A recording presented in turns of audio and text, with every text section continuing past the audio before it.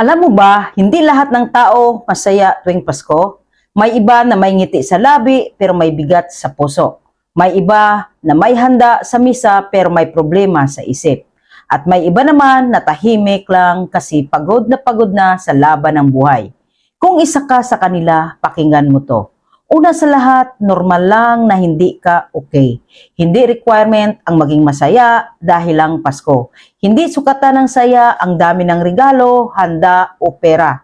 Minsan ang totoong Pasko, tahimik, pero puno ng pag-asa. Unang gagawin, baguhin ang meaning ng Pasko para sa iyo. Hindi lang ito tungkol sa handaan o bunggang selebrasyon. Ang Pasko ay paalala na may bagong simula. Kahit ganun kabigat ang taon mo, buhay ka pa at may chance ka pa ulit. Tip 2, i-celebrate ang maliit na bagay. Kung may pagkain ka, kahit simple lang, magpasalamat ka. Kung may pamilya o kahit isang taong nandyan para sa'yo, biyaya yan. Kung nakasurvive ka sa buong taon, kahit pagod na pagod ka, panalo ka na. Hindi lahat ng laban nakikita sa social media, kaya huwag mong ikumpara ang Pasko mo sa Pasko ng iba.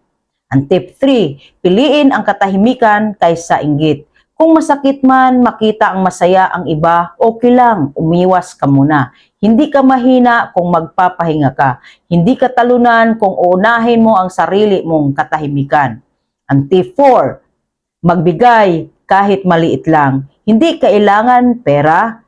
Pwede kang magbigay ng oras, ng pakikinig, ng dasal o ng simpleng mensahe. Minsan habang nagbibigay tayo, doon natin mas nararamdaman ang tunay na diwa ng Pasko. Tandaan mo ito, ang problema ay hindi permanente. Ang hirap ay may hangganan. Ang Pasko ay paalala na may liwanag kahit sa gitna ng dilim. Kung ngayong Pasko ang kaya mo lang ay huminga at magpatuloy, sapat na yun. Kung ang wish mo lang ay sana maging okay na ang lahat, valid yan. Hindi ka nag-iisa, may bukas pa, may pag-asa pa, at may dahilan pa para ngumiti kahit dahan-dahan lang. Maligayang Pasko sa'yo, kapit lang.